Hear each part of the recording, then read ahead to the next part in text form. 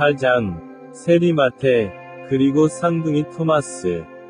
거기에서 예수님을 지나치면서 그는 곡물 벤치에 앉아있는 마테라는 사람을 보고 그에게 말했습니다. 그리고 그는 일어나 그를 따랐다. 마태복음 9장 9절입니다. 디두모라 하는 도마가 동료 제자들에게 이르되 우리도 주와 함께 죽으러 가자. 요한복음 11장 16절입니다. 지금까지 살펴본 바와 같이 12사도의 삶에서 두드러지는 사실 중 하나는 예수님이 그들을 만나셨을 때 그들이 얼마나 단순하고 투박했는가 하는 것입니다. 가룟 유다를 제외한 12사람은 모두 갈릴리 출신이었습니다. 이 전체 지역은 주로 시골이었고 작은 마을과 마을로 구성되었습니다. 그의 백성은 결코 엘리트가 아니었습니다. 그들은 학업 교육으로 알려지지 않았습니다. 그들은 평범함 중에서 가장 평범했습니다. 그들은 어부와 농부였습니다. 제자들도 마찬가지였습니다.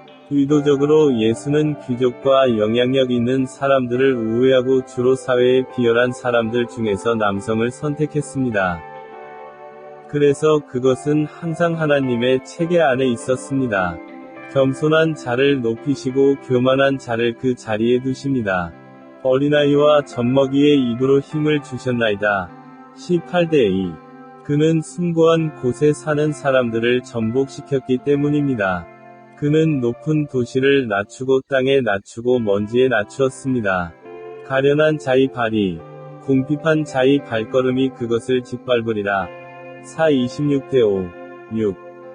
하나님은 이스라엘에게 말씀하셨습니다. 이렇게 주 하나님이 말씀하십니다. 티아라를 벗고 왕관을 벗으십시오. 이것은 더 이상 이와 같지 않을 것입니다. 낮은 자를 높이고 높은 자를 낮추라. 겔 21시 26분. 그러므로 일부 사람들이 자신이 우월하다고 믿어야 한다는 믿음을 예수께서 일축하신 것은 놀라운 일이 아닙니다. 그 시대의 종교 지도자들은 오늘날에도 대다수의 종교적 유명인사들처럼 소경이 소경을 인도하는 소경이었습니다. 예수 시대의 유대 종교 계층의 구성원 대부분은 영적으로 눈이 멀었기 때문에 메시아가 오셔서 그들의 눈앞에서 기적을 행하셨을 때에도 여전히 그를 메시아로 보지 못했습니다. 오히려 그들은 그를 참견쟁이, 침입자로 보았다. 그들은 그를 적으로 여겼습니다. 그리고 처음부터 예수께서 대중 앞에서 말씀을 전하실 때부터 사람들은 그분을 죽일 방도를 찾았습니다. 룩넷이 28분, 29. 결국 무리를 이끌고 예수의 피를 달라는 것은 대제사장들과 이스라엘의 집권 공회들이었습니다. 종교 계층은 그를 미워했습니다. 그러므로 예수께서 사도들을 선택하고 임명하실 때가 왔을 때 종교 엘리트들을 바라보지 않으시고 대신 세상의 모든 관점에서 저속한 단순한 믿음의 사람들을 선택하신 것은 놀라운 일이 아닙니다. 독선적인 종교 지도자들이 예수님의 기적을 믿지 않은 것이 아닙니다. 복음서 어디에도 누군가가 예수님의 기적의 실제성을 부인했다는 말이 없습니다. 누가 그들을 부인할 수 있었습니까? 너무 많았고 대다수가 공개했기 때문에 가장 회의적인 예수님의 적들조차 감히 부인하지 못했을 것입니다. 물론 어떤 사람들은 필사적으로 예수님의 기적을 사탄의 능력으로 돌리려고 했습니다.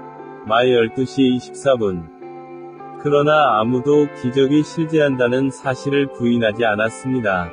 누구든지 그분이 귀신을 쫓아내고 그분이 행하고자 하는 모든 기적을 행할 권능이 있음을 볼 수 있었습니다.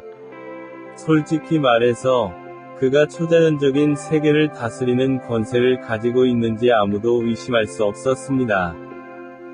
그러나 종교 지도자들을 화나게 한 것은 기적이 아니었습니다. 그들은 예수님이 바다 위를 걸으셨다거나 기적적으로 5,000명을 먹이셨다는 사실을 가지고 살았을 것입니다. 그들이 참을 수 없는 것은 죄인이라 불리는 것이었습니다. 그들은 자신이 가난하고 포로가 되고 눈멀고 압제당하는 자로 결코 인정하지 않을 것입니다. 룩넷이 18분. 그들은 너무 독선적이었습니다. 그러므로 예수께서 오셔서 세례 요한이 그보다 먼저 온 것과 같이 회개를 전파하여 이르시되 다 죄인이요 가련하고 가난하고 소경이 되어 자기 죄악에 매여 사함과 씻음이 필요하도다 참아. 그러므로 그들이 그를 미워하고 욕하고 결국 처형하게 된 것은 그의 메시지 때문이었습니다. 그래서 사도를 세우실 때에 겸손하고 보통 사람을 택하셨습니다. 자신의 죄를 인정하기를 꺼리지 않는 사람들. 세리 마태. 아마도 12사도 중 누구도 마태보다 더 악명 높은 죄인은 없었을 것입니다. 마가복음 2장 14절에서 그는 유대인 이름으로 알페우의 아들 레위 라고 불립니다. 누가복음 5장 27에서 29절에서 누가는 그를 레위 라고 부르며 누가복음 6장 15절과 사도행전 1장 13절에서 12를 열거할 때 마태 라고 부릅니다. 물론 마태는 그의 이름을 딴 복음서의 저자입니다. 그런 이유로 우리는 이 남자와 그의 성격에 대해 많은 세부 사항을 기대할 수 있습니다. 그러나 진실은 우리가 그에 대해 아는 것이 거의 없다는 것입니다. 우리가 확실히 아는 유일한 사실은 그가 예수의 삶과 사역에 대한 긴 설명을 통해 거의 전적으로 배경에 남아있던 겸손하고 겸손한 사람이었다는 것입니다. 그의 모든 복음서에서 그는 자신의 이름을 2번만 언급합니다. 예수께서 그를 부르셨을 때 마태는 세리이자 세리였습니다. 이것은 우리가 예수 그리스도의 사도, 중요한 교회 지도자, 복음 전파자가 될 사람에게 기대할 수 있는 마지막 것입니다. 결국 세리는 이스라엘에서 가장 멸시받는 백성이었습니다.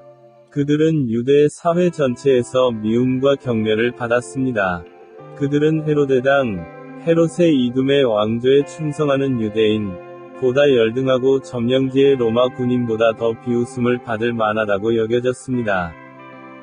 세금 징수원들은 로마 금고를 채우고 자신의 주머니를 채우기 위해 이스라엘 백성에게서 돈을 뽑아내기 위해 로마 황제로부터 세금 면제를 구입한 사람들이었습니다. 그들은 종종 범죄자들을 이용하여 사람들로부터 돈을 갈취했습니다. 그들 대부분은 비열하고 사악하고 원칙 없는 건달이었습니다. 이 사람의 부르심은 마태복음 9장 9절에 나옵니다. 그것은 갑자기 나타나서 독자를 완전히 놀라게 합니다. 그러자 그가 일어나 그를 따랐다. 이것은 우리가 그의 전체 복음서에서 찾을 수 있는 마태에 대한 유일한 언급입니다. 다음 9절에서 마태는 계속해서 말합니다. 10. 누가에 따르면 이것은 실제로 마태가 자신의 집에서 예수님을 기리기 위해 베푼 큰 잔치였습니다. 그는 동료 세리들과 여러 부류의 불량배들과 사회에서 버림받은 자들을 많이 초대하여 예수님과 함께 있게 한 것 같습니다. 빌립과 안드레의 경우에서 보았듯이 마태가 예수님을 따른 후 가장 먼저 느낀 충동은 가장 가까운 친구들을 데려와 구세주를 소개하는 것이었습니다. 그는 메시아를 발견한 것에 너무 흥분한 나머지 그가 아는 모든 사람에게 예수님을 소개하고 싶었습니다. 그래서 그는 예수님을 위해 큰 잔치를 베풀고 그들을 모두 초대했습니다. 루카스는 그때 일어난 일을 이렇게 말합니다. 그리고 레비는 그의 집에서 그에게 큰 잔치를 베풀었습니다. 그들과 함께 식탁에 앉은 세리와 다른 사람들의 큰 무리가 있었다. 서기관과 바리새인들이 제자들에게 원망하여 가로되 너희가 어찌하여 세리와 죄인들과 함께 먹고 마시느냐. 예수께서 그들에게 대답하여 이르시되 건강한 자에게는 의사가 쓸데없고 병든 자에게라야 쓸데있느니라. 나는 의인을 부르러 온 것이 아니요 죄인을 부르러 왔노라. 룩 5시 29분-32. 마티오는 왜 세금 징수원과 다른 건달을 초대했을까요? 그것이 그가 아는 유일한 종류의 사람들이었기 때문입니다. 그들은 마티오와 같은 남자와 기꺼이 교제할 유일한 사람들이었습니다. 그는 자신을 집으로 초대할 만큼 사회적 엘리트를 잘 아는 사람이 없었습니다. 그는 세리였고 세리는 창녀와 같은 사회적 지위에 있었습니다. 마태복음 21장 32절. 마태와 같은 유대인에게는 세금 징수원이 되는 것이 더 나빴습니다. 그의 직업은 그를 국가의 반역자, 버림받은 사람, 사회 사다리의 가장 낮은 단계로 만들었습니다. 그는 심지어 회당에 들어가는 것이 금지된 종교적 무법자였을 수도 있습니다. 따라서 마티오의 유일한 친구는 사회에서 가장 나쁜 도둑, 건달, 매춘부 및 같은 일크의 다른 사람들이었습니다. 그들이 예수님을 만나기 위해 자신의 집에 초대한 유일한 사람들이었습니다. 바테 자신의 기록에 따르면 예수와 사도들은 그런 사람들과 기꺼이 함께 식사를 했습니다. 물론 종교 계층의 구성원들은 격분하고 충격을 받았습니다. 그들은 제자들에게 그들의 비판을 폭로하는 데 시간을 낭비하지 않았습니다. 그러나 예수님은 의사가 꼭 필요한 사람은 병자라고 대답하셨습니다. 의인에게 오신 것이 아니요 죄인을 불러 회개케 하려 하심이라. 다시 말해, 종교 엘리트들이 위선적인 경건의 거칠애를 고집하는 한 그분이 하실 수 있는 일은 아무것도 없었습니다. 그러나 자신의 죄를 고백할 준비가 된 마태와 같은 개인은 용서받고 구속될 수 있었습니다. 세 명의 세금 징수원이 복음서에 구체적으로 언급되어 있으며, 그들 각각은 용서를 받았다는 점에 주목하는 것은 흥미로운 일입니다. 그들 중 한 사람은 누가복음 19장 2절에서 10절에 나오는 삭개오입니다. 누가복음 18장 10에서 14절이 비유에 언급된 세리, 그리고 매튜. 더욱이 누가복음 15장 1절은 모든 세리와 죄인들이 예수의 말씀을 들으려고 나아왔다 고 말합니다. 누가복음 7장 29절에 보면 예수님께서 세례요한의 사역을 칭찬하신 후 모든 백성과 세리가 듣고 요한의 세례를 받아 하나님을 위롭다 하더라 고 했습니다. 예수께서는 종교 지도자들에게 다음과 같은 말로 훈계하셨습니다. 요한이 정의의 길로 너희에게 왔으나 너희는 그를 믿지 아니하였느니라. 그러나 세리들과 창녀들은 그를 믿었다. 너희가 이것을 보고도 회개하여 믿지 아니하였도다. 마태복음 21시 31분 32. 누가복음 18장 10에서 14절에 나오는 세리와 죄인의 비유는 실제 사건을 바탕으로 한 것일 수 있습니다. 예수께서 말씀하셨다. 두 사람이 기도하러 성전에 올라갔는데 하나는 바리새인이고 다른 하나는 세리더라. 그 바리새인은 서서 이렇게 자기 마음대로 기도했습니다. 나는 일주일에 2번 금식하고 내가 버는 모든 것에 11조를 바칩니다. 그러나 멀리 떨어져 있는 세리는 눈을 들어 하늘을 쳐다보고 싶지도 않고 가슴을 치며 이렇게 말했습니다. 하나님, 죄인인 저에게 자비를 베푸소서. 내가 너희에게 말하노니 이 사람이 다른 사람보다 먼저 위롭다 하심을 받고 그의 집으로 내려갔느니라. 누구든지 자신을 높이는 사람은 낮아질 것입니다. 자기를 낮추는 사람은 높아질 것입니다. 세금 징수원은 멀리 있었다는 점에 유의하십시오. 나는 그것을 해야 했다. 그는 이방인의 뜰에서 성전으로 들어가는 것이 허락되지 않았을 것입니다. 사실 세금 징수원들은 그들이 얼마나 미움을 받았기 때문에 어떤 집단과도 거리를 두어야 했습니다. 유대인 탈무드는 세금 징수원을 거짓말하고 속이는 것이 공평하다고 가르쳤습니다. 분명히 세금 징수원들은 로마 정부를 위해 일하는 데 합당한 일정 금액을 받았습니다. 마태복음 22장 21절과 로마서 13장 7절 비교. 그러나 그들과 황제 사이에는 추가 요금과 세금을 적용할 수 있고 일정 비율을 유지할 수 있다는 암묵적 합의가 있었습니다. 세금 징수원에는 갓바이, 가바이와 모케, 모크라는 두 부류가 있었습니다. 갓베는 일반 세금 징수원이었습니다. 그들은 재산세, 소득세, 개인별로 세금을 징수했습니다. 이 세금은 고정되어 있으므로 추가 비용에 대한 마진이 없었습니다. 그러나 모크는 수입품과 수출품, 내부 무역 품목 및 도로에서 운반되는 거의 모든 것에 세금을 부과했습니다. 그들은 도로와 교량의 통행료를 부과하고 짐승과 마차 추계 요금을 부과했으며 소포, 편지 및 기타 세금이 부과될 수 있는 모든 것에 요금을 부과했습니다. 종종 그들이 부과하는 요율은 자위적이며 그들의 변덕에 따라 결정됩니다. 목회에는 큰 목회와 작은 목회의 두 종류가 있었다. 큰 목회는 무대 뒤에 남아 그를 위해 일할 다른 사람들, 작은 목회를 고용했습니다. 분명히 삭개오는 누가복음 19장 2절에 따르면 큰 목회, 수석 세금 징수원이었습니다. 반면에 마테오는 사람들을 개인적으로 처리해야 하는 세무서를 운영했기 때문에 작은 목회처럼 보였습니다. 마태복음 9장 9절. 그는 사람들이 가장 보고 미워하는 사람이었습니다.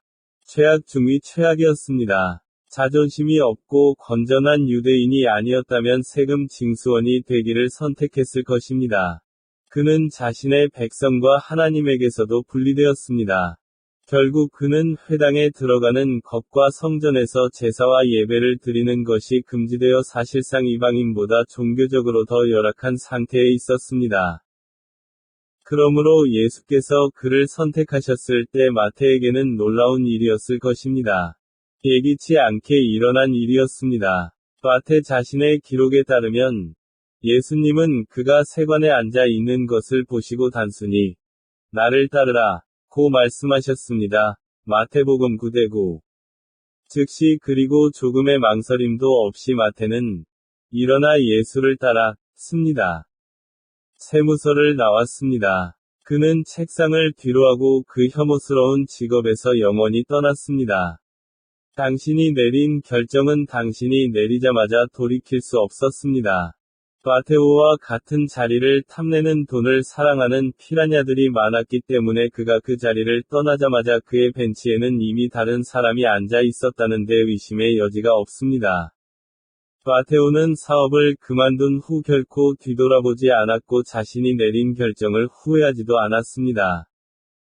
마테오 같은 남자가 그 모든 것을 순식간에 떨어뜨린 이유는 무엇이었을까요? 우리는 그가 물질주의적인 사람이라고 추정할 수 있습니다. 또는 어느 시점에서 그랬을 것입니다. 그렇지 않았다면 저는 결코 그런 직업을 찾지 않았을 것입니다. 그렇다면 그는 왜 자신의 장래가 어떻게 될지 모른 채 모든 것을 버리고 예수님을 따랐을까요? 우리가 추론할 수 있는 최선의 답은 마태의 고통받는 영혼이 겪은 모든 고통에도 불구하고 그가 선택한 직업 때문에 그는 구약을 알고 사랑하는 유대인이었다는 것입니다.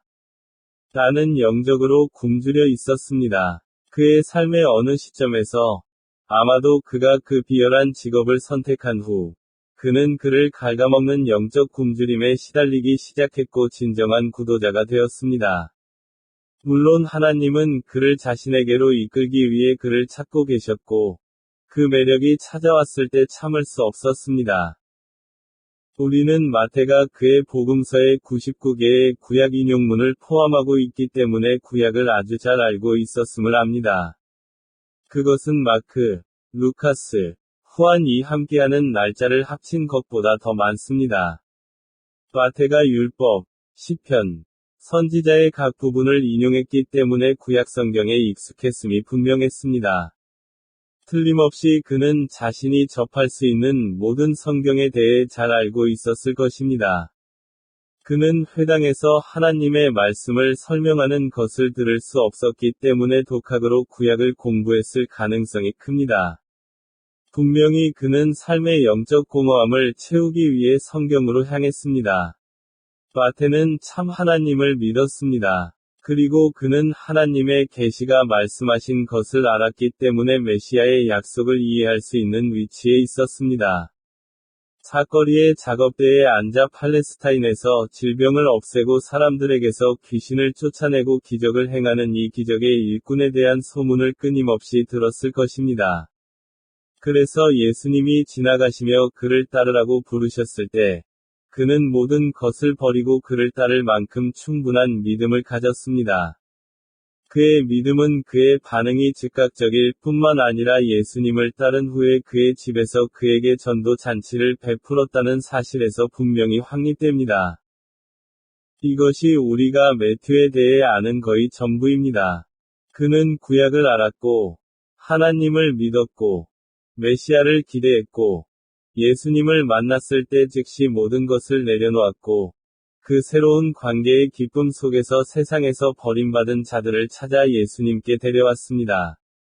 그는 소외된 자들을 사랑하고 종교적 위선을 용납하지 않는 조용하고 겸손한 사람으로 성장했습니다. 마태는 위대한 믿음의 사람이었고 그리스도의 주권에 완전히 굴복했습니다. 이것은 주님께서 종종 이 세상에서 가장 비열한 사람들을 선택하시고, 그들을 구속하시고, 그들에게 새로운 마음을 주시고, 그들을 훌륭한 방법으로 사용하신다는 사실을 생생하게 상기시켜 줍니다. 용서는 마태복음 9장에 나오는 마태복음의 회심 기사 이후에 나오는 시입니다. 물론 세금 징수원으로서 마태는 자신의 죄와 탐욕과 동족에 대한 배신을 알고 있었습니다. 그는 자신이 뇌물수수, 갈취, 압제 및 학대에 대해 유죄임을 알고 있었습니다. 그러나 예수님이 그에게 나를 따르라 고 말씀하셨을 때 마태는 그 명령과 함께 그의 죄를 용서해 주시겠다는 약속이 있음을 알았습니다. 그의 마음은 오랫동안 그러한 용서를 갈망했습니다. 그래서 그는 주저없이 일어나 남은 생애를 그리스도를 따르는 데 바쳤습니다. 마태는 유대인 청중을 염두에 두고 복음서를 썼습니다. 전통에 따르면 그는 믿음을 위해 순교하기 전에 수년 동안 이스라엘과 해외에서 유대인을 섬겼습니다. 그가 어떻게 죽었는지에 대한 믿을 만한 정보는 없지만 가장 오래된 전승에 따르면 그가 화형에 처했다고 합니다. 그래서 두 번 생각하지 않고 돈벌이가 되는 직업을 포기한 이 사람은 그의 생애가 끝날 때까지 기꺼이 그리스도를 위해 모든 것을 바쳤습니다. 비관론자 토마스. 의 명으로 이루어진 두 번째 그룹의 마지막 사도 역시 가족 이름인 토마스입니다. 그는 종종 불신자 토마스 라고 불리지만 그것이 그에게 가장 잘 맞는 호칭은 아닐 수도 있습니다. 그러나 토마스는 다소 부정적인 사람이었다고 말하는 것이 타당할 것입니다. 그는 모든 것에 대해 걱정하고 안절부절했습니다. 나는 불안해하는 경향이 있었다. 그는 항상 최악의 상황을 예상했습니다. 의심보다는 염세주의가 그를 괴롭히는 죄인 것 같았다. 요한복음 11장 16절에 따르면 도마는 또한 쌍둥이를 의미하는 디두모라고도 불렸습니다. 분명히 그는 쌍둥이 형제 또는 쌍둥이 자매가 있었지만 성경은 그를 식별하지 않습니다. 나다나엘처럼 도마는 세 공관복음서 각각에서 한 번만 언급됩니다. 각각의 경우에 그의 이름은 다른 11사도의 이름과 함께 간단히 나열되어 있습니다. 매튜, 마크, 루카스는 그에 대해 자세히 설명하지 않습니다. 우리가 아는 모든 것은 요한복음에 의해 제공됩니다. 또한 위 기록을 보면 토마스는 인생의 어두운 면만 보는 경향이 있음이 분명합니다. 그는 항상 최악의 상황을 예상하는 것 같았다.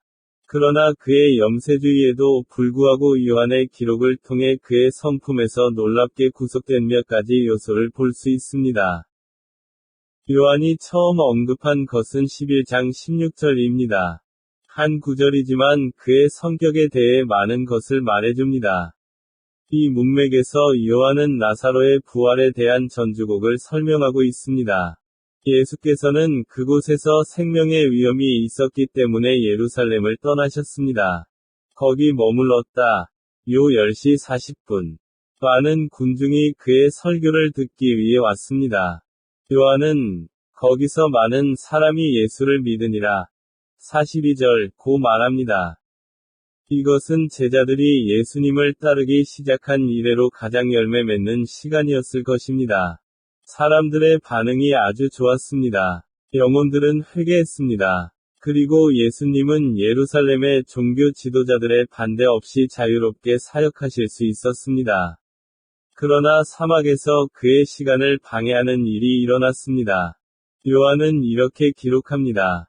나사로의 오라버니 병든 마리아는 향유를 주께 붓고 자기 머리털로 주의 발을 씻은 자더라.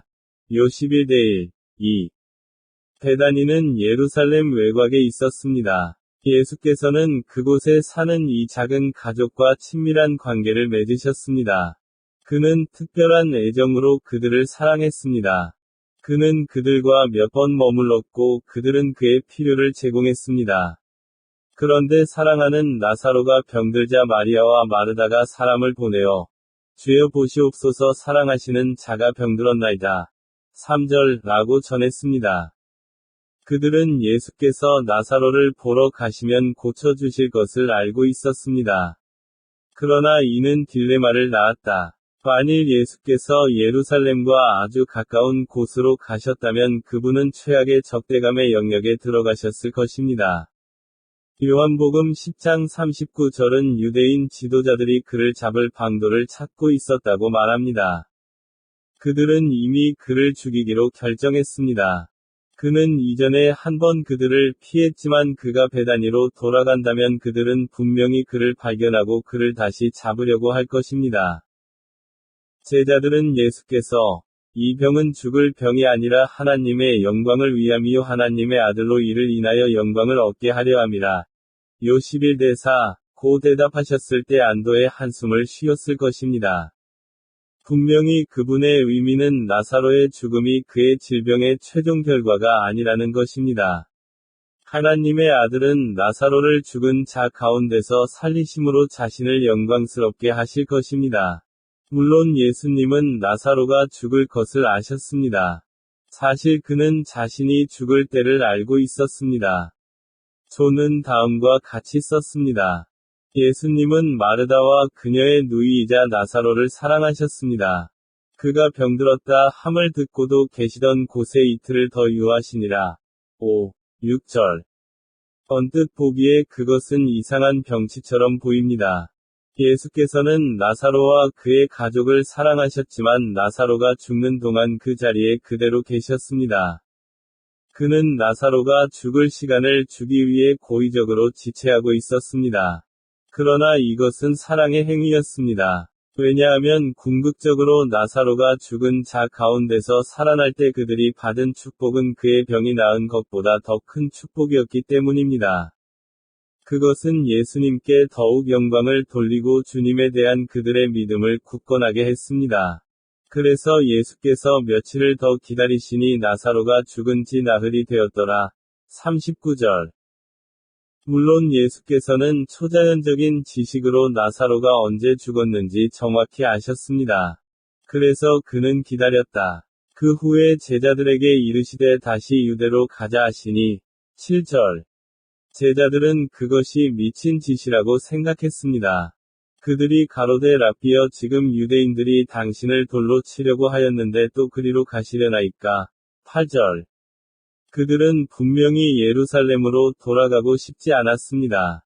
사막 사역은 경이로웠다. 예루살렘에서 그들은 돌에 맞아 죽을 위험이 있었습니다. 지금은 베다니에 가기에 가장 좋은 시기가 아니었습니다. 베다니는 예수의 원수들의 본부가 있는 거의 성전이 보이는 곳에 있었습니다. 그들에게 예를 들어 주신 예수의 대답은 흥미롭습니다. 하루가 12시간인가? 낮에 다니는 사람은 이 세상의 빛을 보기 때문에 넘어지지 않습니다. 밤에 다니는 자는 그 속에 빛이 없으므로 넘어지느니라. 9, 10절. 즉, 그는 일반 범죄자처럼 숨을 필요가 없었습니다. 그는 자신의 일을 밝은 대낮에 하기로 결심했습니다. 어둠 속을 걷는 사람들은 걸려 넘어질 위험이 있습니다. 특히 그분을 죽일 방법을 은밀히 찾고 있던 종교 지도자들이 그러합니다. 제자들을 진정시키라고 말씀하셨습니다. 분명히 그들은 그곳으로 돌아가 죽기를 원하지 않았습니다. 그러나 예수께서는 그들이 두려워할 것이 전혀 없다고 확언하셨습니다.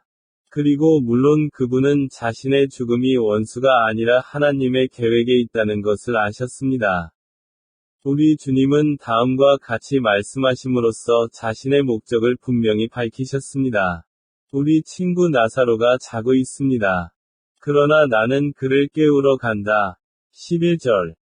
제자들은 예수님께서 방금 그들에게 하신 말씀의 의미를 이해하지 못했습니다. 그들이 이르되 주여 잠들면 낫겠나이다. 12절. 잠만 잔다면 쉬게 놔두지 않겠습니까? 결국, 예수님은 이미 자신의 질병이 치명적이지 않다고 말씀하셨습니다. 제자들은 상황의 긴급성을 볼 수 없었습니다. 그들에게 나사로는 이미 회복의 길에 있었습니다. 그러나 예수님은 나사로의 죽음에 대해 이렇게 말씀하셨습니다. 그리고 그들은 그가 잠의 안식에 대해 말했다고 생각했습니다. 그런 다음 예수님은 그들에게 분명히 말씀하셨습니다. 나사로가 죽었습니다. 그리고 당신이 믿을 수 있도록 내가 거기에 없었던 것을 기쁘게 생각합니다. 그러나 그에게로 가자. 13에서 15절. 이제 그들은 이해했습니다. 예수님은 다시 오셔야 했습니다. 나는 그것을 하기로 결심했다. 아무도 그가 가지 말라고 설득할 수 없었다. 최악의 재난처럼 보였을 수도 있습니다. 그들은 예수께서 베다니로 돌아가시면 죽을 것이라고 확신했기 때문에 매우 두려워했습니다. 그러나 그분은 결심하셨습니다. 이 시점에서 토마스가 말했습니다. 여기에서 우리는 그가 모든 복음서 기록에서 처음으로 언급된 것을 발견합니다. 이에 디두모라 하는 도마가 동료 제자들에게 말하되 우리도 주와 함께 죽으러 가자. 16절. 그것은 비관적이며 비관주의는 토마스의 전형이었습니다. 그러나 그것은 영웅적인 비관론이었습니다. 그는 앞에 놓인 재앙 외에는 아무것도 볼 수 없었습니다. 그는 예수님이 돌에 맞아 죽을 곳으로 곧장 가실 것이라고 확신했습니다.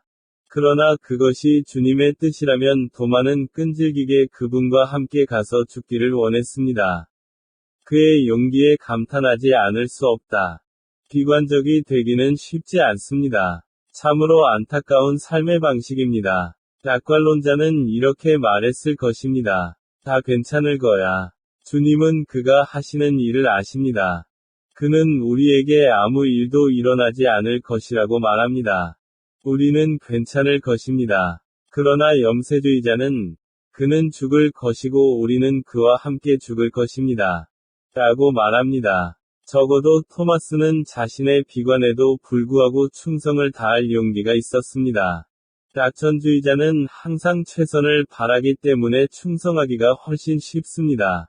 반면에 비관론자는 자신에게 최악의 상황이 닥칠 것이라고 확신하기 때문에 충성하기가 어렵습니다. 이것은 영웅적인 비관주의입니다. 이것은 진정한 가치입니다. 도마는 자신의 삶을 그리스도께 바쳤습니다. 이런 의미에서 그는 분명 이완과 같았을 것입니다. 우리는 예수님을 사랑하고 그분과 가까워지려고 노력한 사람을 생각할 때 보통 이완을 생각합니다. 바로 그가 항상 예수님과 가까이 있었기 때문입니다. 그러나 이 이야기에서 도마는 예수님 없이 살고 싶지 않았다는 것이 분명합니다. 예수님이 죽으셨다면 도마는 예수님과 함께 죽을 준비가 되어 있었습니다. 본질적으로 그가 말하는 것은, 얘들아, 정신 차려라. 가서 죽음을 맞이합시다. 여기에 머무르는 것보다 죽어서 예수님과 함께 있는 것이 더 낫습니다. 도마는 나머지 사도들에게 용기의 모범이었습니다. 그들은 한 사람처럼 그분의 인도를 따라, 좋아, 가서 죽음을 맞이하자, 고 말한 것 같습니다. 왜냐하면 그들 모두는 그분과 함께 베다니로 갔기 때문입니다. 분명히, 그리스도에 대한 도마의 깊은 헌신은 그의 비관론으로도 변색될 수 없었습니다. 저는 예수님을 따르는 것이 쉬울 것이라고 생각한 적이 없습니다. 그가 볼 수 있는 것이라고는 그를 삼키기 위해 벌어지는 죽음의 턱뿐이었습니다. 그러나 그는 흔들리지 않는 용기로 예수님을 따랐습니다. 필요하다면 주님을 버리지 않고 주님과 함께 죽기로 결심했습니다. 그는 살아남아 그리스도에게서 분리되느니 차라리 죽기를 원합니다.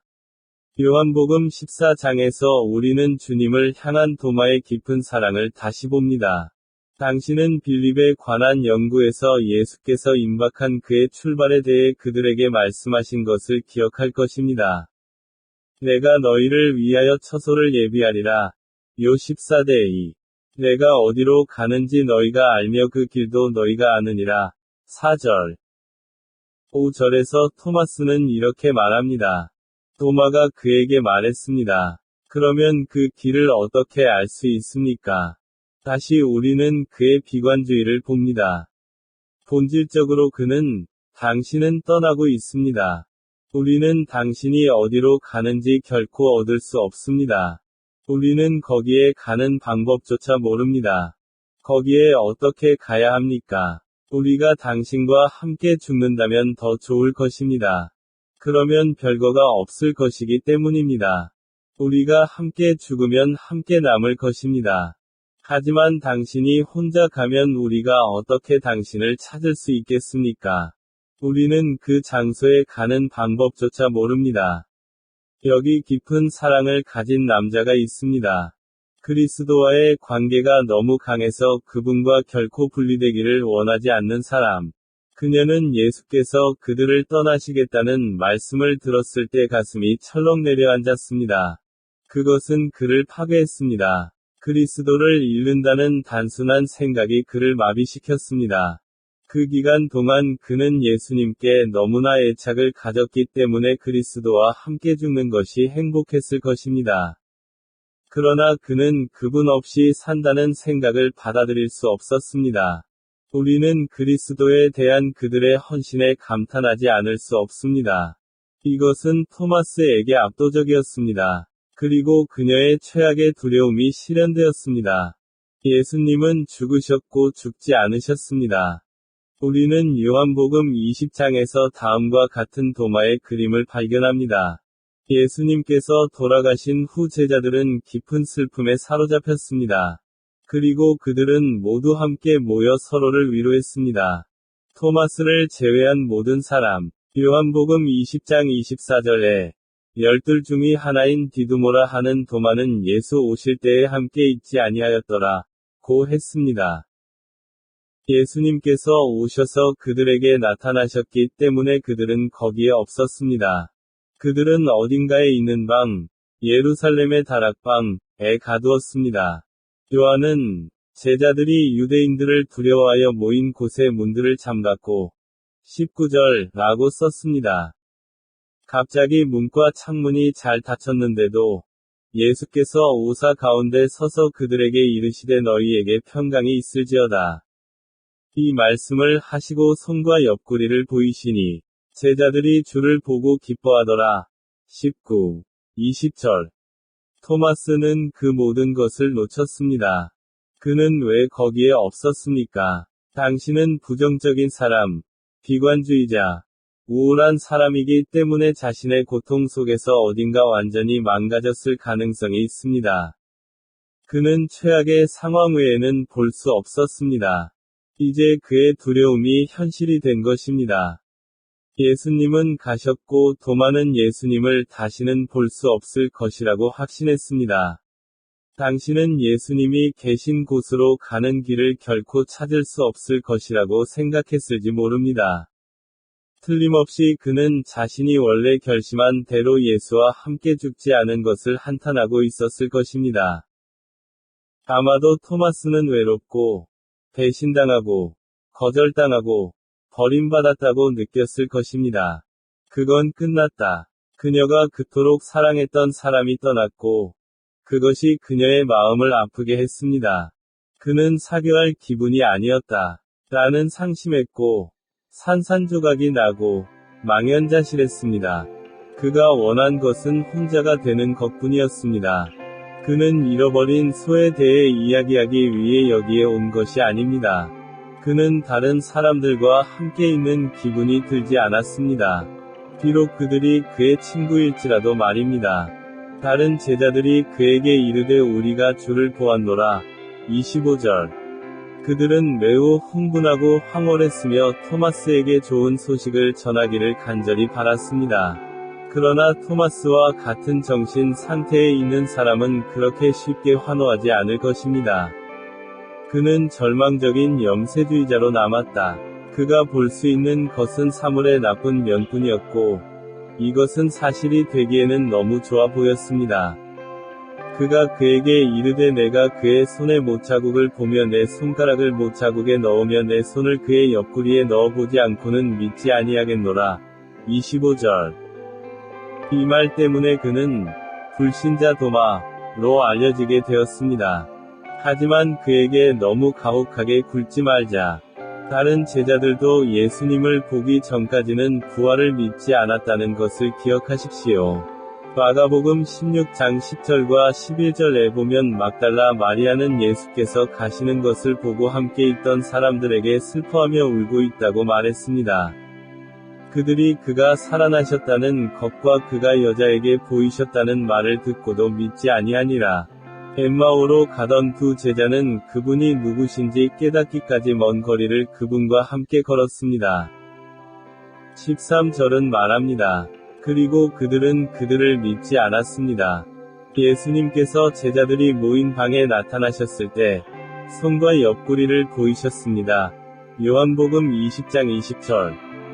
그래서 그들은 믿었습니다. 그러나 그들은 모두 더디게 믿었습니다. 토마스가 다른 10명과 다른 점은 그의 의심이 더 컸다는 것이 아니라 그의 고통이 더 컸다는 점입니다. 요한복음 20장 26절은 예수께서 제자들에게 다시 나타나시기까지 8일이 지났다고 말합니다. 마침내 도마의 끔찍한 고통이 조금 가라앉는 것 같았습니다. 사도들이 예수께서 그들에게 나타나셨던 방에서 다시 모였을 때 도마도 그들 가운데 있었기 때문입니다. 다시 한번 문들이 닫힌 때에 예수께서 오사 가운데 서서 이르시되 너희에게 평강이 있을지어다. 26절. 물론 누가 도마가 한 말을 예수님께 말할 필요는 없었습니다. 그래서 예수님은 도마의 눈을 똑바로 바라보며 말씀하셨습니다.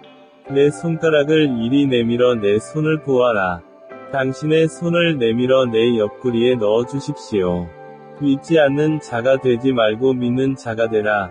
27절. 주님은 그에게 매우 친절하셨습니다.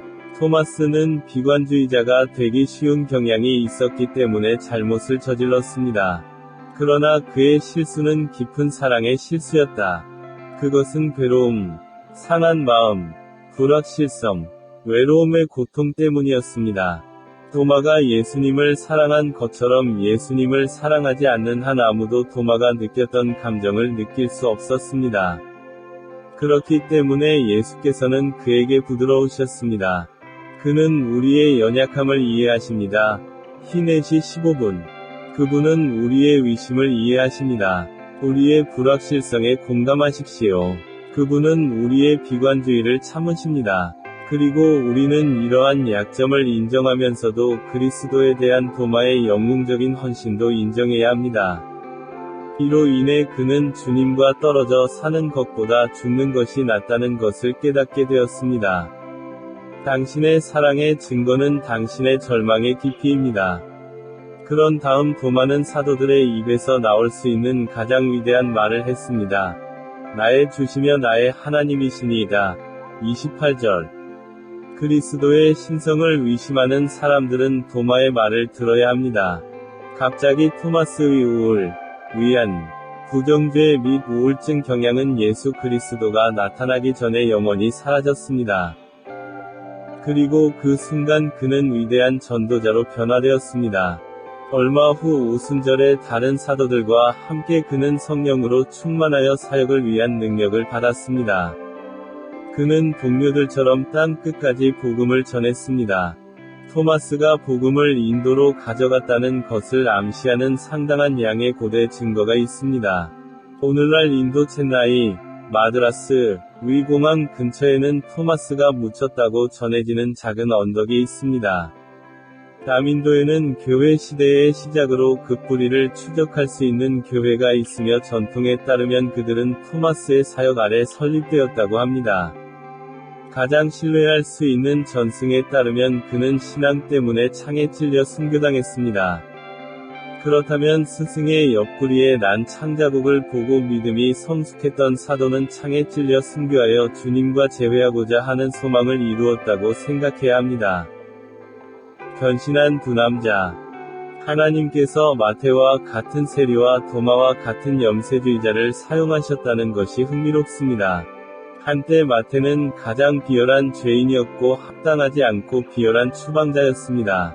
토마스는 부드러운 마음을 가진 개인이었고 과묵하고 우울했습니다.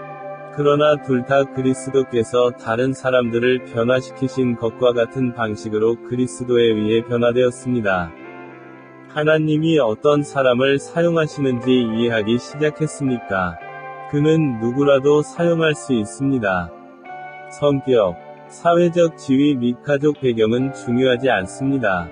유다를 제외한 이 모든 사람들의 공통점은 자신의 죄악된 상태를 기꺼이 인정하고 그분의 은혜를 위해 그리스도를 바라보는 것이었습니다. 그분은 사랑과 자비와 용서로 그들을 영접하셨고 그들의 삶을 그분을 영화롭게 하는 삶으로 변화시키셨습니다. 그것이 그분이 자신을 진정으로 신뢰하는 모든 사람에게 하시는 일입니다.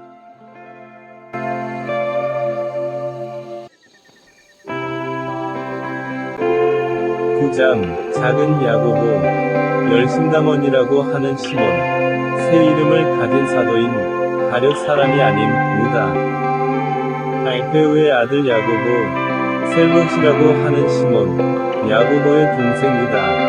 누가복음 6장 15절과 16절입니다. 마지막 내 사도 그룹은 예수를 십자가에 못 박기 위해 팔아 악령을 떨친 가룟 유다를 제외하고는 우리가 가장 잘 알지 못하는 그룹입니다. 이 그룹은 다른 8 제자보다 예수님과 덜 친밀한 것으로 보입니다. 그들은 실제로 복음서 기록에 나타나지 않습니다. 그들이 사도로 부르심을 받았다는 사실 외에는 그들 각각에 대해 알려진 바가 거의 없습니다. 이 장에서 우리는 그들 중 3사람을 보게 될 것이며 배신자 유다 가룟은 마지막 장을 위해 남겨두었습니다. 우리는 사도들이 그리스도를 따르기 위해 모든 것을 버린 사람들임을 명심해야 합니다. 베드로가 그들을 대신하여 말하되 보소서 우리가 우리 소유를 버리고 주를 쫓았나이다. 68시 28분. 그들은 그리스도를 따르기 위해 집, 직업, 땅, 가족, 친구를 버렸다. 그의 희생은 영웅적이었습니다. 가룟 유다를 제외하고는 모두 두려움 없고 두려움 없는 증인이 되었습니다. 복음서 저자 중 2사람, 마태와 요한과 다른 2사람, 마가와 누가는 사도들의 절친한 친구였으며 4사람 모두 그들의 약점과 강점을 솔직하게 설명했습니다. 사도들은 우리에게 상상의 인물이 아니라 실제 사람들로 나타납니다. 그들은 자신을 유명 연예인이 아니라 평범한 남자로 묘사한다. 그렇기 때문에 복음서 이야기에 관해서는 사도들이 예수의 생애에 대한 묘사를 색칠하지만 그것들이 전면에 나오는 경우는 거의 없습니다. 그들은 주연을 맡은 적이 없습니다. 클로즈업으로 나타날 때 종종 의심, 불신 또는 혼란을 표현합니다. 때때로 우리는 그들이 마땅히 해야 할 것보다 더 자신을 고려하는 것을 봅니다. 때때로 그들은 조용해야 할 때 말하고 그들이 이해해야 할 것에 대해 당황하는 것처럼 보입니다. 때때로 그들은 자신의 능력과 자원에 대해 필요한 것보다 더 많은 자신감을 나타냅니다. 그래서 당신의 강점보다 한계와 약점이 더 자주 보입니다. 그런 의미에서 복음서 기록의 솔직한 진실성은 놀랍습니다. 한편, 사도들이 이룩한 위대한 업적에 가려는 거의 없습니다. 우리는 그들이 병을 고치고 죽은 자를 살리며 귀신을 쫓아내는 권세를 받았다고 들었지만, 이것조차도 그들의 불완전함을 밝히는 방식으로 설명됩니다. 마가복음 9장 14절에서 29절 비교. 복음서에서 특정 사도가 진정으로 놀라운 일을 한 유일한 곳은 베드로가 물 위를 걷기 시작했지만 즉시 물에 빠지기 시작한 때입니다. 복음서는 단순히 이 사람들을 영웅으로 제시하지 않습니다. 그들의 영웅적 행위는 예수께서 하늘로 돌아가셔서 성령을 보내시고 그들에게 능력을 주신 후에 분명해졌습니다. 갑자기 우리는 그들이 다르게 행동하는 것을 보기 시작합니다. 그들은 강하고 용감하며 위대한 기적을 행합니다. 그들은 새로운 힘으로 설교합니다. 그러나 그때에도 성경 기록은 빈약하다. 기본적으로 우리가 볼 수 있는 유일한 사람은 베드로, 요한, 그리고 나중에 사도 바울, 고린도전서 15장 8절에 낙태자로 숫자에 추가됨입니다. 나머지는 어둠 속에 남아 있습니다. 그들의 진정한 위대함의 유산은 교회, 즉 그들이 발견하는 것을 도왔고 그들이 모퉁이돌이 된 살아있는 몸입니다. 예수 그리스도 자신이 모퉁이돌이 되셨습니다. 에베소서 2장 20절. 지금 2000년 된 교회가 존재하는 것은 그들이 예수 그리스도의 복음을 땅 끝까지 전파하기 시작했기 때문입니다. 그리고 그들의 영웅적 행위는 보상을 받고 새 예루살렘에서 영원토록 기억될 것이며 그곳에서 그들의 이름은 그 도시의 기초에 영구적으로 새겨질 것입니다. 복음서는 예수님께서 그들을 어떻게 훈련시키셨는지에 대한 기록입니다. 성경은 의도적으로 이 사람들의 삶보다 예수와 그의 가르침에 대해 더 많이 기록합니다. 이것은 주님께서 약하고 평범한 사람들을 사용하기를 기뻐하신다는 것을 우리에게 상기시켜 줍니다. 사도들의 성품의 결점과 불완전함이 당신 자신의 약점을 비추는 거울이라면 용기를 내십시오. 이들은 주님께서 사용하시기를 좋아하시는 사람들입니다. 복음서에서 이 사람들을 다른 사람들과 구분짓는 유일한 것은 그들의 믿음의 지속성이었습니다. 이것은 5,000명을 먹이신 직후 요한복음 6장에서보다 더 명확하게 볼 수 있는 곳이 없습니다. 군중이 더 많은 공짜 음식을 바라며 예수님 주위에 모이기 시작했습니다. 그 시점에서 예수께서는 많은 사람들이 충격적이고 불쾌하게 생각하는 소식을 전파하기 시작하셨습니다. 그는 자신을 하늘에서 내려온 참된 만나라고 묘사했습니다. 32절. 자신이 하늘에서 내려왔다고 묘사함으로써 41절. 자신이 하나님이라고 주장했기 때문에 그것은 불쾌한 일이었습니다. 유대 지도자들과 백성들은 이것을 신성에 대한 주장으로 올바르게 이해했습니다. 42절. 예수님은 자신이 참된 생명의 떡이라고 다시 말씀하셨습니다. 48절. 그리고 그분은 세상의 생명을 위해 자신의 살을 주겠다고 그들에게 덧붙여 말씀하셨습니다. 내 살을 먹고 내 피를 마시는 사람은 영생을 얻었습니다. 내가 마지막 날에 그를 다시 살리리라. 내 살은 참된 양식이요 내 피는 참된 음료이기 때문입니다. 내 살을 먹고 내 피를 마시는 자는 내 안에 거하고 나도 그 안에 거하나니. 54에서 56절. 분명히 그분은 문자 그대로의 시민 풍습에 대해 말씀하신 것이 아니라 추종자들에게 요구하는 절대적인 헌신을 언급하기 위해 생생한 묘사를 사용하고 계셨습니다. 요한은 이렇게 기록합니다. 많은 제자들이 듣고 말하되 이 말씀이 어렵도다. 누가 들을 수 있느냐. 60절. 그 구절에서 제자 라는 단어는 특히 12제자가 아니라 예수님을 따랐던 더 큰 무리의 사람들을 가리킵니다. 요한은 계속해서 이렇게 말합니다. 같은 날 예수님의 가르침을 듣고 그분의 기적을 목격한 수십 명이 제자 중 몇몇이 그분을 따르기를 그쳤습니다. 그들에게 그녀의 말은 너무 가혹했고 그녀의 요구는 너무 엄격했습니다. 그러나 예수님과 함께 남아있던 12제자는 그렇지 않았습니다. 군중이 해산되자 예수님은 12제자를 보시고 너희도 가려느냐? 67절 고 말씀하셨습니다. 그들이 그렇게 할 의향이 있다고 느끼면 지금이 갈 때였습니다. 베드로는 주님, 우리가 누구에게로 가겠습니까? 영생의 말씀이 내게 있느니라. 68절. 그들은 무슨 일이 있어도 예수님과 함께 있을 것입니다. 가룟 유다를 제외하고 그들은 참 믿음의 사람들이었습니다.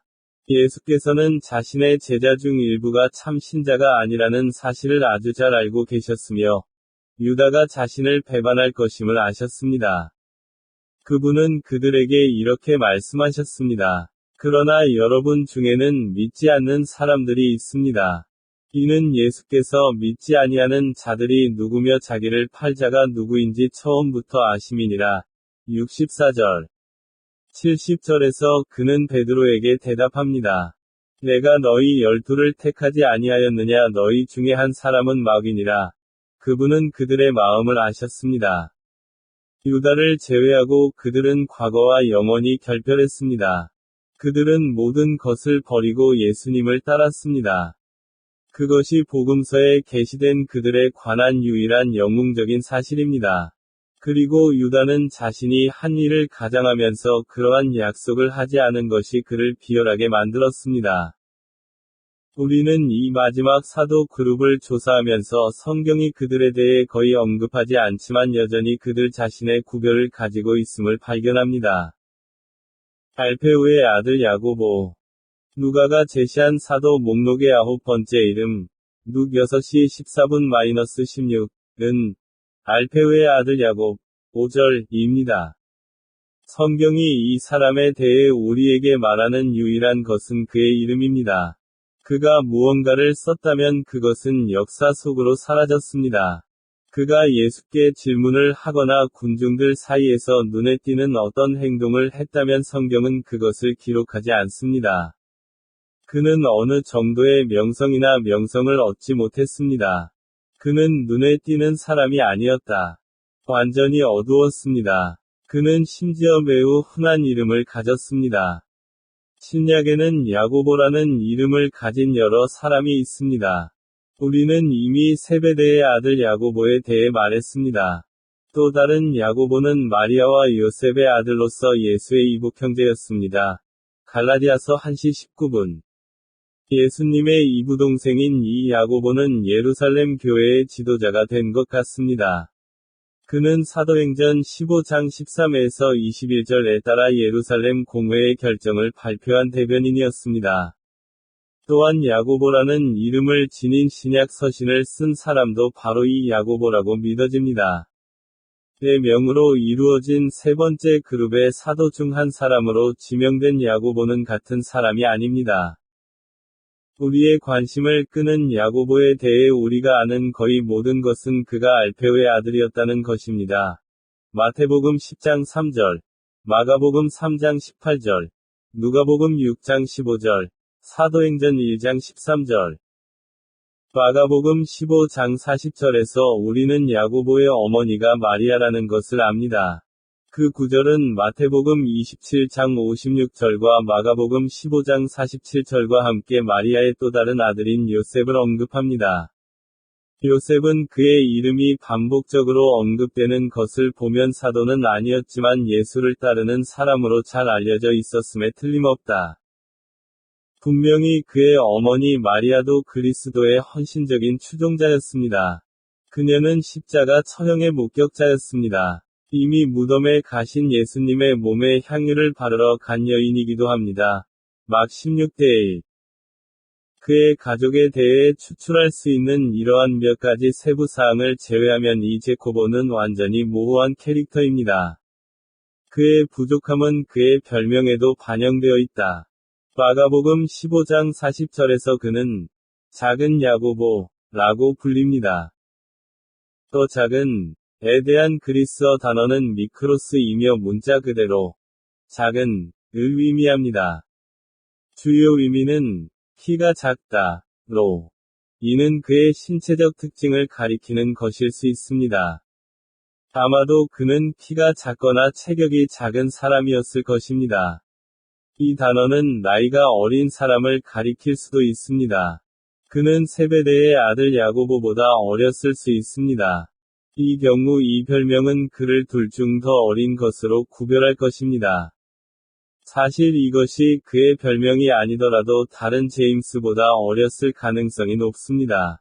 그렇지 않았다면 아마도 그는 제임스 더 그레이터로 알려졌을 것입니다. 그러나 그 이름은 그의 영향력을 가리키는 것 같습니다. 우리가 이미 살펴본 바와 같이 세베대의 아들 야고보는 뛰어난 사람이었습니다. 그의 가족은 대제사장이 알고 있었습니다. 요 18시 15분, 16. 그는 주님의 내부 집단의 일부였습니다. 그는 두 제코보스 중 더 잘 알려져 있습니다. 따라서 알파에우스의 아들 제임스는 작은 야고보, 미크로스, 작은 야고보로 알려졌습니다. 이 모든 것이 야고보에게 사실일 수도 있습니다. 즉, 그는 키가 작거나 젊거나 오히려 배경에 남아있는 차분한 사람이었습니다. 그것은 그가 12사도 중에서 낮은 명성을 가졌던 것과 일치할 수 있습니다. 그의 특징적인 특징은 그의 성격의 어둠이라고 말할 수 있습니다. 그 자체로 중요한 사실입니다. 분명히 그는 악명을 추구하지 않았습니다. 그는 뛰어난 지도력을 발휘하거나 중요한 질문을 하지 않았습니다. 그는 특이한 날카로움을 나타내지 않았다. 그의 이름만 남고 그의 삶과 일은 어둠 속에 남아있다. 그러나 그것은 열둘 중 하나였습니다. 어떤 이유에서인지 예수님은 그를 선택하시고, 훈련시키시고, 다른 이들처럼 그에게 권능을 주시고, 그를 증인으로 보내셨습니다. 그것은 히브리서 11장 33에서 38절의 이름이 언급되지 않은 사람들을 생각나게 합니다. 약함에서 강함을 얻었느니라. 그들은 전쟁에서 강해지고 외국 군대를 물리쳤습니다. 여자들은 죽은 자들을 부활로 받았습니다. 그러나 어떤 이들은 더 좋은 부활을 얻고자 하여 대속을 받아들이지 않고 고난을 받았습니다. 다른 사람들은 조롱과 채찍질, 그리고 이보다 더 많은 감옥을 경험했습니다. 그들은 돌로 치고, 톱질하고, 시험하고, 칼에 죽었습니다. 그들은 양과 염소의 가죽을 걸치고 가난하고 괴로워하고 학대를 받으며 이곳저곳을 다녔습니다. 세상은 가치가 없었습니다. 사막과 산과 동굴과 땅의 동굴을 헤매고 있다. 영혼은 세상이 거의 기억하지 못하고 아무것도 알지 못하는 작은 야고보와 같은 이들의 이름과 간증을 드러낼 것입니다. 대부분의 경우 교회 역사도 이 사람에 대해 침묵합니다. 그에 대한 가장 오래된 전설 중 일부는 그를 예수의 형제 야고보와 혼동합니다. 작은 야고보가 시리아와 페르시아의 복음을 전했다는 몇 가지 증거가 있습니다. 그의 죽음에 대한 다양한 기록이 있습니다. 어떤 이들은 그가 돌에 맞아 죽었다고 말합니다. 다른 사람들은 그가 구타를 당했다고 말했습니다. 또 다른 사람들은 그가 예수처럼 십자가에 못 박혔다고 말합니다. 어쨌든 우리는 다른 사도들처럼 그가 강력한 설교자가 되었음을 확신할 수 있습니다. 그는 확실히 사도의 표적 곧 표적과 기사와 능력으로 행하셨습니다. 고후 12시 12분. 그리고 그의 이름은 하늘 도성의 한쪽 문에 기록될 것입니다. 다음은 알페우의 아들 야고보에 대한 흥미로운 생각입니다. 마가복음 2장 14절에 따르면 레위, 마태는 알페우라는 사람의 아들이었다는 것을 기억해야 합니다. 이 야고보는 마태의 형제였을 수도 있습니다. 결국 베드로와 안드레는 형제였고 야고보와 요한도 형제였습니다. 왜 이 두 사람, 마태와 덜 야고보는 안 됩니까? 성경은 두 알파인을 구별하려고 노력하지 않습니다. 반면 마티오와 제코보는 어디에서도 형제로 확인되지 않습니다. 우리는 그들이 그랬는지 아닌지 모릅니다. 야고보의 혈통에 관한 또 다른 흥미로운 문제는 마가복음 15장 40절과 요한복음 19장 25절을 비교할 때 발생합니다. 두 구절 모두 주님의 어머니 마리아와 함께 예수님의 십자가 곁에 서 있던 다른 두 마리아를 언급합니다. 마가복음 15장 40절은 막달라 마리아와 작은 야고보와 요셉의 어머니 마리아라 고 말합니다. 요한복음 19장 25절에 그의 어머니와 이모고 글로바의 아내 마리아와 막달라 마리아 위 이름이 나옵니다. 예수의 어머니의 누이 클레오파의 아내 마리아와 작은 야고보의 어머니 마리아가 같은 사람일 가능성이 있으며 아마도 가능성이 있습니다. 클레오파스는 알파에우스의 다른 이름일 수도 있고 제임스의 어머니가 아버지가 죽은 후 재혼했을 수도 있습니다. 만약 그렇다면 야고보는 예수의 사촌이 될 것입니다. 야고보는 예수의 사촌이었습니까? 그는 마테오의 형제였습니까? 우리는 모른다. 성경은 우리에게 명시적으로 말하지 않습니다. 제자의 중요성은 족보에 있는 것이 아닙니다. 그것이 중요했다면 성경은 그렇게 말했을 것입니다. 이 사람들을 중요하게 만든 것은 그들이 섬기는 주님과 그들이 선포하는 메시지였습니다. 그들에 대한 세부 사항이 부족하더라도 괜찮습니다. 천국은 그들이 누구였으며 그들이 어떠했는지에 대한 완전한 진실을 밝힐 것입니다. 그동안 그들이 주님과 가까웠고, 성령께서 그들에게 능력을 주셨으며, 하나님께서 그들을 사용하여 당시 세상의 복음을 전하셨다는 것을 아는 것으로 충분합니다. 그들 모두는 오순절 이후 몇 년이 지나면 성경 이야기에서 거의 사라졌습니다. 어떤 경우에도 성경은 우리에게 완전한 정기를 제공하지 않습니다. 그것은 성경이 항상 그리스도의 능력과 말씀의 능력에 초점을 맞추고 그 능력의 도구에 불과한 사람이 아니라 말씀의 능력에 초점을 맞추기 때문입니다. 이 사람들은 성령으로 충만하여 말씀을 전했습니다. 그것이 우리가 정말로 알아야 할 전부입니다. 중요한 것은 유리가 아니다. 중요한 것은 선생님입니다. 알페오의 아들인 작은 야고보만큼 그 진리를 더 잘 요약한 사람은 없습니다. 그는 마태의 형제나 예수의 사촌이라고 주장할 수도 있었지만, 복음서 전체를 묵묵히 지나쳤습니다. 이 세상은 그에 대해 거의 아무것도 기억하지 못한다. 그러나 영원 안에서 그는 완전한 보상을 받을 것입니다. 막 10시 29분-31. 시몬은 열심당원이라고 불렀습니다. 누가복음 6장 15절에 나오는 다음 이름은 열심당원이라는 시몬입니다. 마태복음 10장 4절과 마가복음 3장 18절에서 그는 가나니스트 시몬이라고 불립니다. 이것은 가나안 땅이나 가나 마을에 대한 언급이 아닙니다. 그것은 열심히 하다, 열심하다 를 의미하는 히브리어 어근 가나에서 유래합니다. 시몬은 한때 열심당원으로 알려진 정당의 일원이었던 것 같습니다. 그가 평생 동안 그 이름을 지녔다는 사실은 그가 불같이 질투하는 기질을 가졌음을 암시할 수 있습니다. 그러나 예수 시대의 이 용어는 널리 알려지고 널리 두려워하는 정치 분파에 적용되었으며, 시몬은 분명히 그 분파의 일원이었습니다. 역사가 요세푸스는 당시 유대인들 사이에 있었던 4가지 당파를 묘사합니다. 율법에 대해 매우 까다로웠던 바리새인. 그들은 당시의 종교적 근본주의자였습니다. 사두개파는 초자연적인 것을 부인하는 종교적 자유주의자였습니다. 그들은 또한 부유하고 귀족적이며 권력이 있었고 성전을 책임지고 있었습니다. 에세네파는 성경에 언급되어 있지 않지만 요세푸스와 알렉산드리아의 필로는 그들을 사막에서 살면서 율법 연구에 평생을 바친 금욕주의자이자 금욕주의자라고 묘사합니다. 네 번째 그룹인 질로츠는 헤로디언스를 제외하고 다른 어떤 그룹보다 정치적 지향적이었습니다. 질로츠는 로마인을 미워했고 그들의 목표는 로마 점령을 끝내는 것이었습니다. 그들의 전략은 테러와 은밀한 폭력 행위였습니다.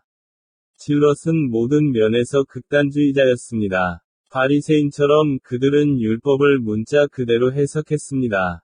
바리새인들, 정치적 이유로 기꺼이 타협하려 했던, 과 달리, 열심당원들은 호전적이고 폭력적이었고 자신들의 뜻을 이루기 위해 무엇이든 했습니다. 그들은 오직 하나님만이 유대인을 다스릴 권리가 있다고 믿었고, 따라서 로마 군인, 정치 지도자, 그리고 그들에게 반대하는 모든 사람을 살해할 때 그들이 하나님의 일을 하고 있다고 믿었습니다. 열심당원들은 그들을 이끌고 로마를 무찌르고 왕국을 솔로몬의 영광으로 이스라엘에 회복시킬 메시아를 기다리고 있었습니다. 그들은 자신이 믿는 것을 위해 한순간의 목숨을 바치는 애국자였습니다. 요세푸스는 그들에 대해 다음과 같이 기록합니다. 갈릴리 사람 유다는 유대 철학의 4번째 분파의 저자였습니다. 이 사람들은 다른 모든 것에서 바리새인의 관념에 동의했지만 자유에 대한 불가침의 애착을 가지고 있었고 하나님이 유일한 통치자이자 주님이어야 한다고 말했습니다.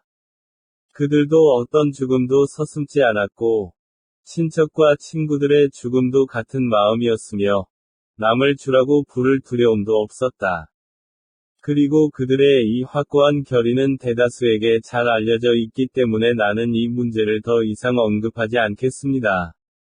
나는 그들에 대해 내가 한 말이 믿어지지 않을까 염려하지 않으며, 오히려 내가 말한 것이 그들이 고통을 당할 때 보여주는 결의를 온전하게 보여주지 않는 것을 염려합니다.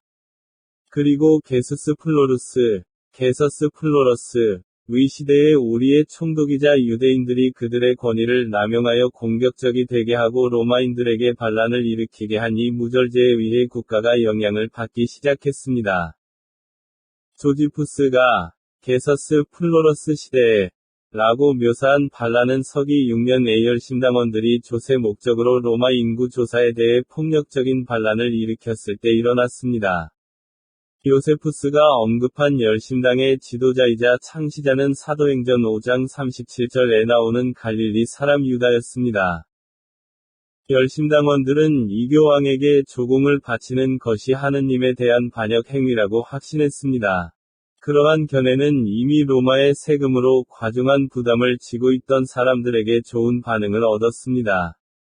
갈릴리 사람 유다는 기회를 잡고 군대를 조직하여 죽이고 약탈하고 파괴하기 시작했습니다.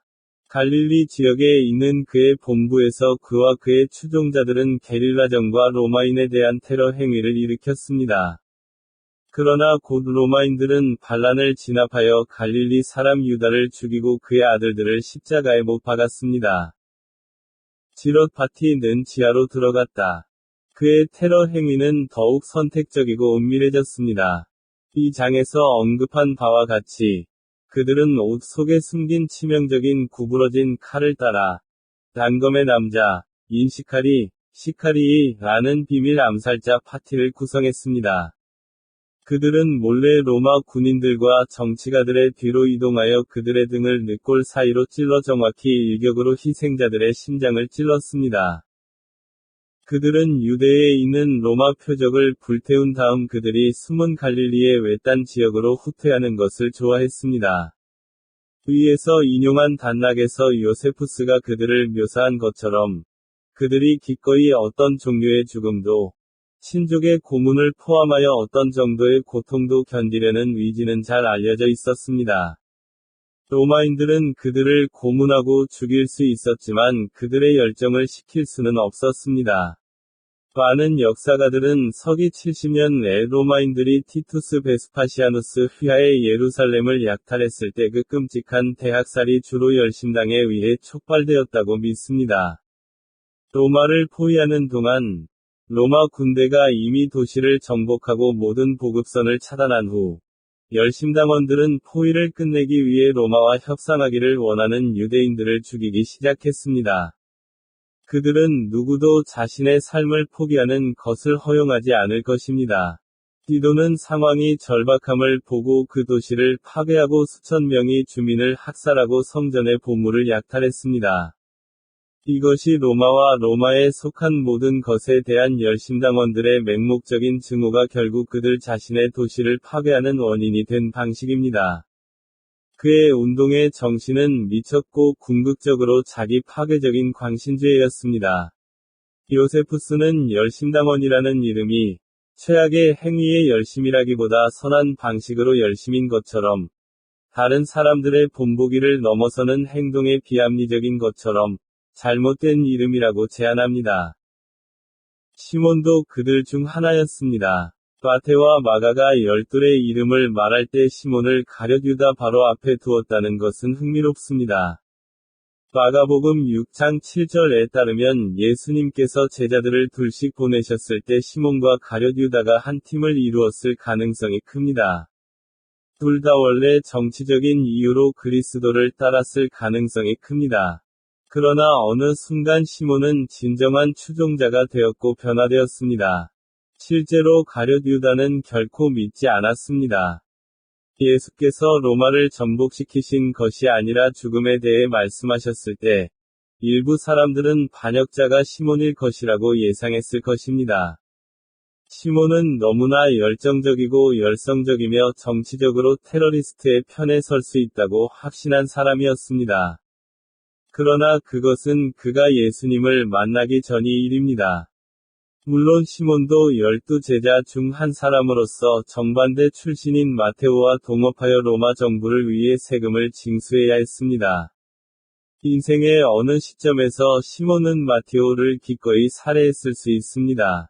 그러나 결국 그들은 영적 형제가 되었고, 복음 전파라는 같은 대의를 위해 나란히 일했으며, 같은 주님을 경배했습니다. 예수님께서 시몬과 같은 사람을 사도 중 한 사람으로 선택하셨다는 것은 놀라운 일입니다. 그러나 그는 놀라운 열정과 용기와 열정을 지닌 타협하지 않는 충성심의 사람이었습니다. 시몬은 진리를 믿었고 그리스도를 그의 주로 받아들였습니다. 그가 한때 이스라엘을 위해 가졌던 불타는 열정은 이제 그리스도에 대한 그의 헌신으로 표현되었습니다. 여러 고대 자료에 따르면 시몬은 예루살렘이 멸망된 후 북쪽으로 복음을 전했고 영국 제도에서 전파했습니다. 다른 많은 것들과 마찬가지로 성경 기록에서 단순히 사라집니다. 그에게 일어난 일에 대한 믿을 만한 기록은 없지만 그가 복음을 전하다가 죽임을 당했다고 합니다. 한때 유대의 경계 내에서 정치적 의제를 위해 기꺼이 죽이고 죽임을 당할 수도 있었던 이 사람은 자신의 목숨을 바칠 더 유익한 대의를 찾았습니다. 야고보의 아들 유다. 충실한 제자 명단의 마지막 이름은 야고보의 아들 유다입니다. 유다라는 이름은 좋은 이름입니다. 여호와께서 인도하신다 라는 뜻입니다. 그러나 가룟 유다의 배신 때문에 유다라는 이름은 영원히 부정적인 의미를 갖게 될 것입니다. 사도 요한은 그를 언급할 때 그를 가룟 사람이 아닌 유다, 요 14시 22분 라고 불렀습니다. 야고보의 아들 유다는 사실 이름이 세 개였습니다. 제롬은 그를 세 개의 이름을 가진 사람인 트리노미오 라고 부릅니다. 마태복음 10장 3절에서 그는 레베오, 별명은 다데오 라고 불립니다.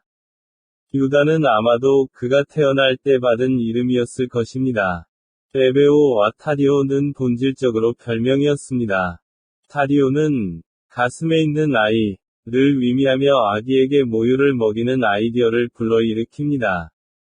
그것은 거의 마마스 보이 와 같은 아이러니한 소리를 가지고 있습니다.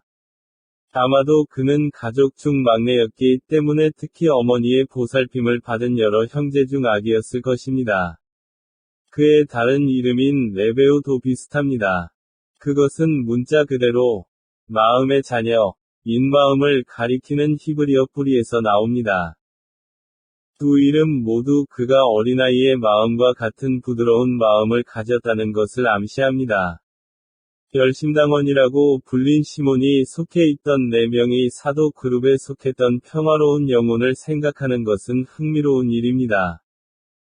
그러나 주님은 두 부류의 사람 모두를 사용하실 수 있습니다. 열심당원들은 훌륭한 설교자들이었습니다. 그러나 레베오 타디오와 같이 다정하고 동정심이 많고 친절하고 달콤한 영을 가진 영혼을 가진 개인도 훌륭한 설교자가 될 수 있습니다. 그들은 함께 매우 복잡하고 흥미로운 12사도 그룹을 구성합니다. 상상할 수 있는 모든 성격 중 적어도 하나는 있습니다. 세 번째 사도 그룹의 다른 3명이 신실한 구성원과 마찬가지로 레베오 타디오는 어느 정도 어둠 속에 있습니다. 그러나 그 어둠은 결코 그들에 대한 우리의 존경심을 손상시키지 않습니다. 그들은 모두 강력한 설교자가 되었습니다. 신약 성경에는 이 유다 레베오 다데오와 관련된 사건이 기록되어 있습니다. 이것을 보기 위해 다락방에서 예수님의 말씀에 대한 사도 요한의 묘사로 돌아가 봅시다. 요한복음 14장 21절에서 예수님은 나의 계명을 지키는 자라야 나를 사랑하는 자니 나를 사랑하는 자는 내 아버지께 사랑을 받을 것이요 나도 그를 사랑하여 그에게 나를 나타내리라. 그런 다음 요한은 가룟 사람이 아닌 유다가 가로되 주여 어찌하여 자기를 우리에게는 나타내시고 세상에는 아니하려 하시나이까. 22절 라고 덧붙입니다. 여기서 우리는 이 사람의 겸손을 봅니다. 거슬리거나 무모하거나 과신하는 말은 하지 않습니다. 그는 베드로가 예전에 한 것처럼 예수를 꾸짖지 않습니다. 그의 질문은 부드러움과 온유함으로 가득 차 있으며 어떤 형태의 교만도 보이지 않습니다. 나는 예수님이 온 세상이 아니라 이 하찮은 11무리에게 자신을 나타내실 수 있다는 것을 믿을 수 없었습니다. 결국 예수님은 세상의 구주이셨습니다. 그분은 땅의 위로운 상속자이시며 만왕의 왕이시며 만주의 주이셨습니다. 그들은 항상 예수가 그의 왕국을 세우고 모든 것을 그에게 복종시키기 위해 왔다고 생각했습니다. 용서와 구원의 기쁜 소식은 참으로 온 세상에 좋은 소식이었습니다. 그리고 제자들은 그것을 아주 잘 알고 있었지만 나머지 세상 사람들은 대부분 아직 그것을 알지 못했습니다. 그래서 레베오 타디오는 다음과 같이 알고 싶었습니다. 그는 주님을 사랑하고 자신의 삶에서 구원의 능력을 느꼈던 경건한 제자였습니다. 그는 세상에 대한 희망으로 가득 차 있었고, 그 자신의 부드러운 마음으로, 어린아이처럼 그는 왜 예수님이 자신을 모든 사람에게 알리지 않으실 것인지 알고 싶어 했습니다. 분명히 그는 여전히 왕국이 땅에 오는 것을 보기를 희망하고 있었습니다. 우리는 그것에 대해 그를 비난할 수 없습니다. 이것이 예수께서 제자들에게 기도를 가르치신 방법입니다. 룩 11:2. 예수께서는 그에게 놀라운 대답을 하셨고 그 대답은 다음과 같은 질문만큼이나 부드러웠습니다. 예수께서 대답하여 이르시되 나를 사랑하는 자는 내 말을 지키리니 내 아버지께서 그를 사랑하실 것이요 우리가 그에게 가서 거처를 그와 함께하리라. 요 14시 23분. 예수님은 그분을 사랑하는 모든 사람에게 자신을 나타내실 것입니다. 주다스 레베오 타디오는 물질적, 정치적 영역에 대해 계속 생각했습니다. 왜 아직 세상을 정복하지 않았습니까? 세상에 자신을 나타내지 않으시겠습니까? 예수님의 대답은 다음과 같습니다. 나는 외부적으로 세상을 소유하지 않을 것입니다. 마음을 하나씩 사로잡겠습니다. 누구든지 나를 사랑하면 내 말을 지킬 것입니다. 그가 내 말을 지키면 내 아버지와 내가 그에게로 가서 함께 그의 마음의 나라를 세우리라.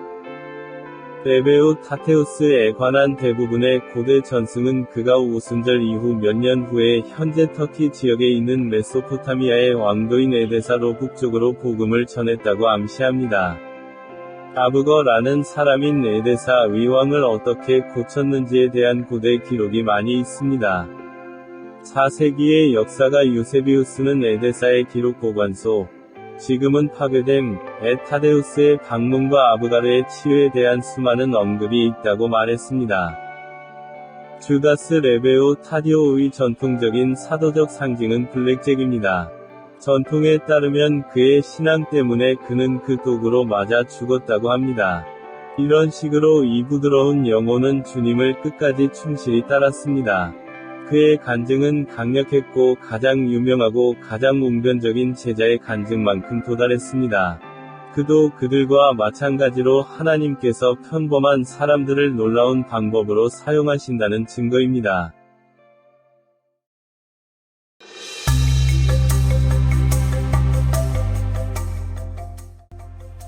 경청하는 친구에게 다국어 신자 팀을 대신하여 경의를 표하며 귀하를 위해 제작되고 설계된 이 채널을 즐기게 되어 기쁩니다. 여기에서 귀하의 언어로 최고의 기독교 제목을 각색한 내용을 들을 수 있습니다. 기독교 분야의 저명한 작가들이 쓴 책으로 하나님의 말씀에 영감을 받았습니다. 이 오디오북 프로그램을 즐겨주시고 존 메가더 목사가 쓴 12명이 평범한 남자 라는 제목의 이 새로운 시리즈에 참여하십시오. 이것과 다른 유명한 타이틀의 저자 존 메가더는 캘리포니아 로스앤젤레스에서 태어났습니다. 1939년 6월 19일 미국의 목사이자 작가로 국제적으로 기독교를 가르치는 라디오쇼인 그레이스 투유로 잘 알려져 있습니다. 그는 1969년 2월 9일부터 캘리포니아 선밸리에 있는 그레이스 커뮤니티 교회의 목사이자 교사였으며 현재 캘리포니아 뉴홀에 있는 마스터스 칼리지와 로스앤젤레스에 있는 교사 신학교의 총장이기도 합니다. 통념과는 달리, 우리는 하나님의 일을 하기 위해 완벽할 필요가 없습니다. 존 맥아더는 그리스도께서 제자로 선택하신 12사람을 조사하고 우리 자신의 불완전함을 다른 사람들에게 영향을 미치는 유용한 도구로 바꿀 수 있는 방법을 발견하도록 도와줍니다. 더 나아가지 않고 12제자의 연약함은 신약의 페이지를 통해 영원히 보존됩니다. 예수님은 어부, 세리, 광적인 정치가와 같은 평범한 사람들을 선택하시고 그들의 약점을 강점으로 바꾸셨고, 전혀 쓸모없는 것에서 큰 것을 만들어내셨습니다. 맥아더는 당신과 같은 현대 제자들을 위해 처음 12제자를 세심하게 훈련하는 원리를 설명합니다. 다음 주에는 12명이 평범한 남자 라는 제목의 이 시리즈의 마지막 챕터를 따라가도록 여러분을 초대합니다. 이 영상과 이 채널이 마음에 드셨다면 좋아요와 구독으로 계속해서 최고의 콘텐츠를 제공할 수 있도록 응원해주세요. 다음 주까지 하나님의 축복